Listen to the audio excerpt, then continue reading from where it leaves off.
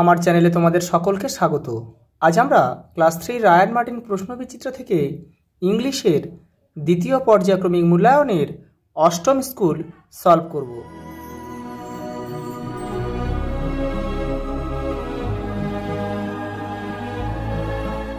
Feel in the blank of rhyme with appropriate words. দেখো তোমাদের টেক্সটের 51 নম্বর পেজে একটা কবিতা রয়েছে, সেই কবিতা থেকে প্রথম 4টে লাইন তুলে দিয়েছে, যে শব্দগুলো মিসিং আছে আমি লিখে দিয়েছি। দেখো স্পাইডার, ওয়াটার, ডাউন, ওয়াস্ট, তোমরা এখন থেকে দেখে নেবে। দেখো পরেরটা দেখো, আন্ডারলাইন দ্য অল্টারনেটিভ। দেখো দ্য এন্ড সুক দেয়ার হেডস, পিঁপড়েরা মাথা নাড়িয়েছিল। দেখো এই ডিসগাস্ট, তাদের বিরক্তি হয়ে তারা কিন্তু মাথা নাড়িয়েছিল। কলেরা ডিজিজ স্প্রেড, কলেরা রোগ ছড়ায় বাই হাউস ফ্লাই, মাছি। আচ্ছা, এ হর্নবিল ইটস, কি খায়? লিজার্ড, মানে সরীসৃপ অর্থাৎ টিকটিকি হতে পারে। পরেরটা দেখো, the main source of water, জলের প্রধান উৎস দেখো রেইন অ্যান্ড স্নো, বরফ এবং বৃষ্টি। একটা ম্যাচ দিয়েছে, ওয়াটার হবে, দেখো ওয়াটার দেখো কামস ফ্রম ভেরিয়াস সোর্সেস, বিভিন্ন সোর্স থেকে কিন্তু জল আসে, এখানে এ লিখবো।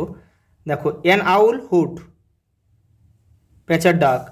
এ ক্রেন কি খায়? দেখো সারস কি খায়? It's tiny water plants and animal, জলের ছোটো ছোটো পোকামাকড় খায়। সি, পরেরটা দেখো, অ্যান্সার দ্য ফলোয়িং কোশ্চেন। দেখো how do men polluted water, মানুষ কীভাবে জল দূষিত করে? দেখো তোমাদের টেক্সটের 70 নম্বর পেজে উত্তরটা রয়েছে। দেখো chemicals, garbage and other wastage product produce by man polluted water. পরেরটা দেখো, why was the peacock very proud, কেন ময়ূরটা নিজেকে খুব গর্বিত মনে করতো? দেখো বিকজ, কারণ of his beauty and he has beautiful feathers, সে খুব সুন্দর দেখতে এবং তার সুন্দর পালক ছিল, সেই জন্য কিন্তু সে নিজেকে গর্বিত মনে করতো। দেখো what was the dream seen by Ruby, Ruby কি স্বপ্ন দেখেছিল? দেখো তোমাদের টেক্সটের 68 নম্বর পেজে উত্তরটা রয়েছে। দেখো Ruby was walking on the road, সে রাস্তায় হেঁটে যাচ্ছে, অ্যান্ড ফিলিং ভেরি থার্স্টি, সে খুব তৃষ্ণার্ত অনুভব করছিল এবং আশেপাশে সে কিন্তু কোনো এক ফোঁটা জল পায়নি। তোমাদের যে দুইয়ের থাকতো কিন্তু আরেকটা লাইন লিখতে হতো পরের লাইনটা, যে সে কিন্তু কোথাও এক ফোঁটাও জল পায়নি। What will happen if all the source of water get dried, সব বলছে কি ঘটতো যদি সকল উৎসের জল শুকিয়ে যেত? তাহলে দেখো উই উড নট সারভাইভ, আমরা বেঁচে থাকতে পারতাম না। আমরা বলতে সমস্ত প্রাণীকুল বা জীবকুল, সে উদ্ভিদ থেকে শুরু করে প্রাণী থেকে শুরু করে সবাই কিন্তু আমরা মারা যেতাম। Which fish among the three friend was the wishes, বলছে কোন মাছটা সবচেয়ে বেশি জ্ঞানী ছিল? দেখো দ্য থার্ড ফিশ, 3 নম্বর মাছটা ছিল খুব জ্ঞানী। পাঁচটা কী বলছে? Right T for true and a for false. দেখো the intelligent fish also died, এটা কিন্তু ফলস হবে, কারণ কি এই ইন্টেলিজেন্ট মাছটা কিন্তু বুদ্ধিমান মাছটা কিন্তু পালিয়েছিল। দেখো ফ্রন্স আর ইনসেক্টস, এটা একটা পতঙ্গ, মানে চিংড়ি একটা পতঙ্গ, হ্যাঁ এটা ঠিক।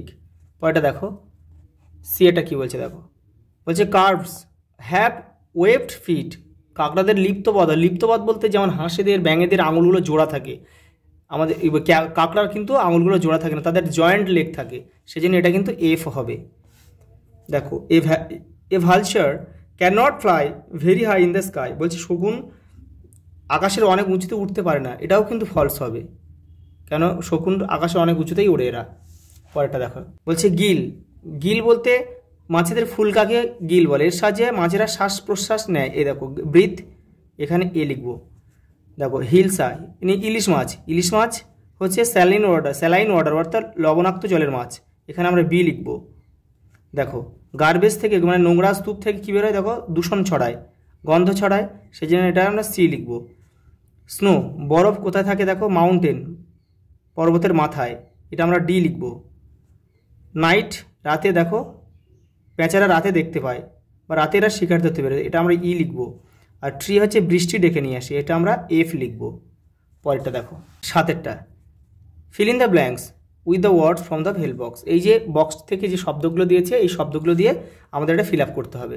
দেখো দেখো এর দ্বারা কী বলেছে? দেখো দ্য প্রাউড পিকক দেখো গর্বিত, ময়ূরটা গর্বিত কারণ কি, দেখো দেখো spread out of her colourful feathers for display, সে কিন্তু পেখমটা মেলে ধরতো এবং সুন্দর লাগতো। দেখো তাহলে এখানে আমরা লিখবো স্প্রেড, SPREAD, স্প্রেড আউট। দেখো মসকিউটো ইজ এ হার্মফুল মানে ক্ষতিকারক একটা পতঙ্গ। দেখো and continue with their hard work, পিঁপড়েরা কিন্তু সবসময় তাদের কঠোর পরিশ্রম করে যায়। The intelligent fish thought for a way to escape, পরেরটা দেখো চুজ দ্য কারেক্ট অ্যান্সার। বলছে guppy fish eat mosquito larva, এখানে বানানটা ঠিক করতে হবে তোমাদের, এটা হবে GUPPY। পরেরটা দেখো electricity is generated from water, মানে জল থেকে কিন্তু বিদ্যুৎ তৈরি হয়। Right T for true, F for false. দেখো the grasshopper spend the winter playing music, না এটা F হবে, এটা সামার হবে, এটা false. The glowworm is different from other insect, জোনাকি অন্যান্য পতঙ্গ থেকে আলাদা, এটা ঠিক। F এই বক্সেই লিখবে তোমরা। পরেরটা দেখো the peacock was sorry for his proud, এটাও ভুল কারণ কি সে প্রাউড ছিল, তাহলে এটাও ফলস। পরেরটা দেখো electricity is also generated from water, এটা ঠিক। 10টা feel in the blank using appropriate article, article হতে A, N আর D, এই তিনটেকে দিয়ে আমাদের এখানে ফিল আপ করতে হবে। দেখো কি বলেছি, দেখো আমরা জানি কি ভাওয়েলের আগে সবসময় N বসে, কিন্তু দেখো ইউটা ভাওয়েল, ইউনিকর্ন, তাহলে এখানে N বসা উচিত ছিল, কিন্তু ইউ এর উচ্চারণ যদি ইউ এর মতো হয় তাহলে কিন্তু তার আগে N বসে না, A বসে। তাও দেখো হাফ অ্যান আওয়ার, দেখো আওয়ার এখানে H এর কোনো উচ্চারণ নেই, উজ্জ আছে, সেই জন্য কিন্তু এর আগে N বসলো। পরেটা দেখো লাইক N, এটা ভাওয়েল আছে সেই জন্য কিন্তু এর আগে N বসলো। দেখো ওশান আছে, ওশানের সমুদ্র, তার আগে দি বসে, আমরা সবাই জানি দি বসলো। Identify the parts of speech, দেখো এই পার্টস অফ স্পিচ মানে কি, এটা হচ্ছে বাক্যাংশ, বাক্যের একটি অংশ। দেখেন এটা কিন্তু টোটাল 8 ভাগে ভাগ করা যায় এই পার্টস অফ স্পিচকে, একটু দেখে নাও। পার্টস অফ স্পিচকে টোটাল 8 ভাগে ভাগ করে। দেখো noun, adjective, pronoun, verb, adverb, preposition, conjunction আর ইন্টারজেকশন। তাহলে দেখো একটা ইফ আমাদের বাক্যের এটা বাক্যের কোন অংশের মধ্যে পড়ছে, এটা দেখো কনজাংশন বা সংযোগমূলক অব্যয়। পরেরটা দেখো ওফ, এটা হচ্ছে ইন্টারজেকশন বা আবেগসূচক অব্যয় বোঝাচ্ছে এটা কিন্তু। 12টা কি বলেছে দেখো, choose the word on. Vulture, owl, lizard, weaver bird, এখানে সবাই উঠতে পারে। দেখো লিজার্ড হচ্ছে সরীসৃপ, এটা আলাদা। দেখো হুপ, হর্ন, টেইল আর ভেনাস, এখানে দেখো সেগুলো সবই এইটা আলাদা। ভেনাস হচ্ছে একটা গ্রহ, শুক্র গ্রহকে আমরা ভেনাস বলি। পসেসিভ মানে সম্বন্ধসূচক বাক্য যেটাকে বলা হয়। রিফ্লেক্সিভ মানে আত্মবাচক। আর প্রেডিকেট হতে উদ্দেশ্য, বিধেয় বলা হয়। বাক্যের যে দুটো অংশ থাকে আমরা জানি, উদ্দেশ্য আর বিধেয়, সাবজেক্ট আর প্রেডিকেট, সেই প্রেডিকেট দিয়েছে। আর দেখো পার্সোনাল মানে ব্যক্তিবাচক, তাহলে এইটা আমাদের বাদ যাবে, বাক্যের একটা অংশ এটা। Identify the type of the following sentence, কী ধরনের বাক্য এটা তো আমাদের বলতে হবে। দেখো my brother is not coming today, সে আজকে আসবে না, তাহলে এটা নেগেটিভ সেন্টেন্স, অর্থাৎ না সূচক বাক্য এটা, বা না বাচক। উইল ইউ গিভ মি, তুমি কি বইটা আমাকে দেবে। দেখো জিজ্ঞাসা চিহ্ন আছে মানে এটাকে চোখ বন্ধ করে আমরা ইন্টারোগেটিভ সেন্টেন্স করতে পারি, এটাকে প্রশ্নবাচক বা প্রশ্নসূচক বাক্য।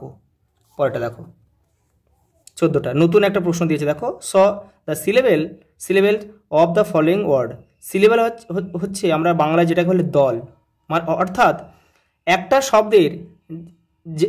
একটা শব্দের যেটুকুনি অংশ আমরা একসঙ্গে উচ্চারণ করতে পারি সেটাকেই বলা হয় সিলেবেল। যেমন দেখো ওয়াশারম্যান, ওয়াশ আর ম্যান, আমরা এটাকে 3টে স্টেপে উচ্চারণ করতে পারলাম, অর্থাৎ এই 3টে স্টেপই হলো এই ওয়াশারম্যানের সিলেবেলটা ভেঙে দিলাম, সিলেবেলে ভেঙে গেল।